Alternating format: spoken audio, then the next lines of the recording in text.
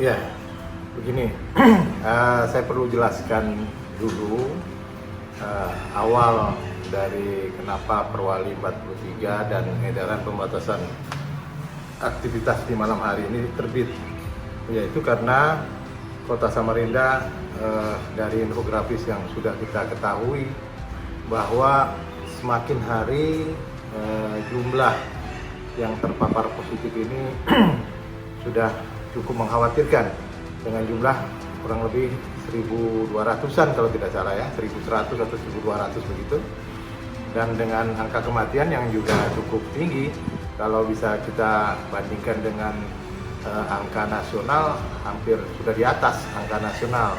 Oleh karena itu maka Bapak Wali Kota selaku Ketua Gugus membuat suatu kebijakan yang mengajak warga Kota Samarinda untuk peduli dan mau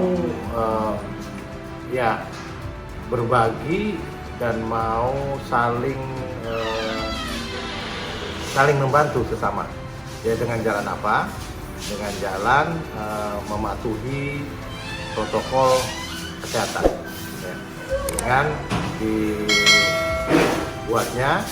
diputuskannya Perwali nomor 43 tahun 2020 dan kemudian ditindaklanjuti dengan edaran wali kota ya. Nah, hanya memang di lapangan kelihatannya beberapa hari ini menjadi menjadi pertanyaan simpang siur, karena dengan menanggapi Perwali ini kemudian edaran yang menganggap bahwa ada pembedaan antara usaha-usaha yang kuat dengan usaha yang lemah. Tentunya tidak. Semua, artinya Perwali ini diperuntukkan untuk semua warga Kota Samarinda, begitu juga dengan edaran yang mana batasnya sampai dengan jam 10 malam. Jadi setelah jam 10 malam itu edaran ini mengharuskan semua aktivitas yang menimbulkan kerumunan orang banyak harus dikurangi. Jadi kalau ada pertanyaan kenapa itu THM, kenapa itu ini buka, yang suruh buka siapa, yang suruh nutup siapa, karena memang di dalam Perwali tidak ada amanah untuk ditutup, tetapi di edaran batasan sampai jam 10. Artinya sepanjang sampai dengan jam 10 kegiatan-kegiatan masyarakat masih mengacu pada protokol kesehatan diperbolehkan. Tetapi setelah jam 10 maka jumlahnya itu harus diturunkan secara signifikan. Ya, memang ada juga yang tidak tutup, misalnya saudara-saudara kita yang ojol, kemudian membelikan GoFood, itu saya pikir kan tidak terpengaruh karena dia tidak menimbulkan banyak kerumunan.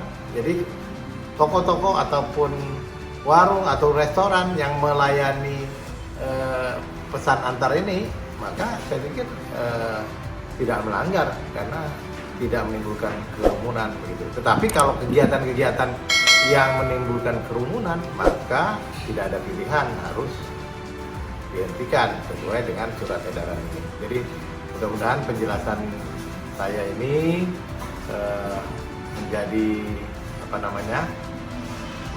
pencerahan bagi warga Kota Samarinda agar bagaimana penerapan Perwali 43 dan surat edaran wali kota tersebut bisa betul-betul dijalankan. Nah, kemudian ada juga pertanyaan bagaimana sanksinya, Pak?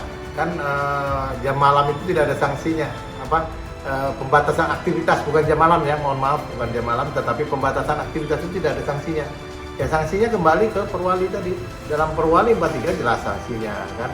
Apabila tidak melakukan physical distancing, apabila tidak memakai masker, tidak menerapkan protokol kesehatan, itu sanksinya jelas, baik itu perorangan maupun badan atau lembaga atau pelaksana kegiatan itu yang akan dikenai sanksi. Sanksinya apa?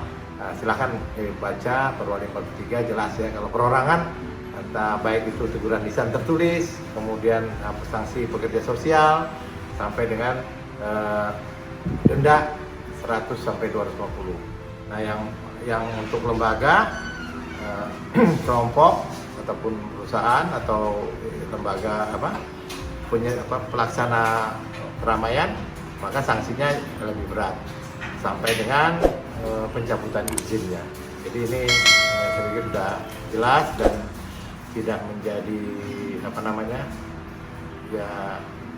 kontroversial lagi di tengah masyarakat bahwa pemerintah kota pilih kasih pub, THM dan lain sebagainya dibiarkan, bukan dibiarkan. Tapi memang tidak ada larangan di bawah jam 10. Setelah jam 10 harus dikurangi. Semua aktivitas warga Kota Samarinda di atas jam 10 itu harus dikurangi. Jadi itu intinya, dikurangin, bukan ditutup, tapi dikurangin sampai tidak menimbulkan keramaian yang mana bisa mempercepat penularan virus COVID-19 ini. Saya rasa itu ya. Terima kasih.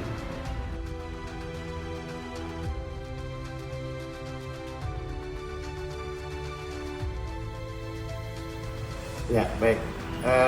Sekarang yang perlu diperhatikan adalah kalau kita mau lihat dari mana berangkatnya. Kalau berangkatnya dari surat edaran itu ada 4 ya. Pertama, diharapkan seluruh warga masyarakat mentaati perwali 4/3. Yang kedua, maka diharapkan masyarakat itu membatasi aktivitas jam malam, aktivitas malam hari sampai dengan 22.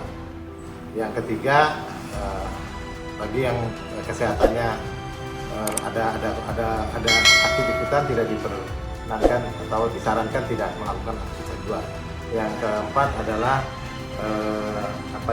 satunya ini diharapkan berjemur pada setiap hari. Nah, tapi yang menjadi krusial itu adalah pembatasan aktivitas jam 10. Orang sering bertanya, kalau ada pembatasan berarti yang sebelum jam 10 bebas saja. Bukan itu. Kembali lagi ke pasal yang nomor 1 tadi adalah mentaati protokol kesehatan sesuai dengan perwali. Itu jelas itu. Baik mulai dari perorangan sampai tempat-tempat umum, rumah ibadah, restoran, acara keramaian, semua diatur di sana. Nah, jadi harus menengok ke sana. Artinya 24 jam di Kota Samarinda tetap diatur sesuai dengan protokol kesehatan. Protokol kesehatannya bagaimana? Pakai masker, kemudian cuci tangan, jaga jarak, ya kan? Perilaku hidup bersih dan sehat. Itu yang harus dilakukan. Kemudian bagi yang mengadakan acara dan sebagainya juga diatur di sana. Misalnya kendaraan umum maksimal 50%. Kemudian tempat-tempat acara maksimal 30% isinya. Nah, mengacunya ke sana. Seharusnya tempat keramaian itu siang pun juga mengacu begitu. Nah, ditambah lagi malam karena ada rekomendasi saran dari Dinas Kesehatan yang menyatakan bahwa aktivitas ketika matahari terbenam atau tidak ada matahari lagi atau berada di tempat yang tertutup itu lebih rentan penularan virus ini, sehingga keluarlah edaran ini yang menyatakan bahwa malam sampai jam 10 dikurangi. Itu yang membuat keluarnya edaran, dan itu yang perlu diketahui masyarakat. Jadi sebelum dan sesudah protokol kesehatan tetap, perwali tetap, cuman bijak atas jam 10 dikurangin lagi gitu. Ya syukur-syukur kalau menjadi tidak ada, itu harapannya.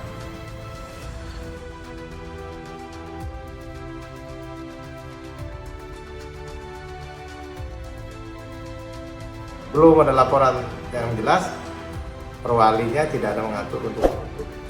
Ya, cuman protokol kesehatan. Protokol kesehatannya dibaca di Perwali nomor 43, jelas sekali.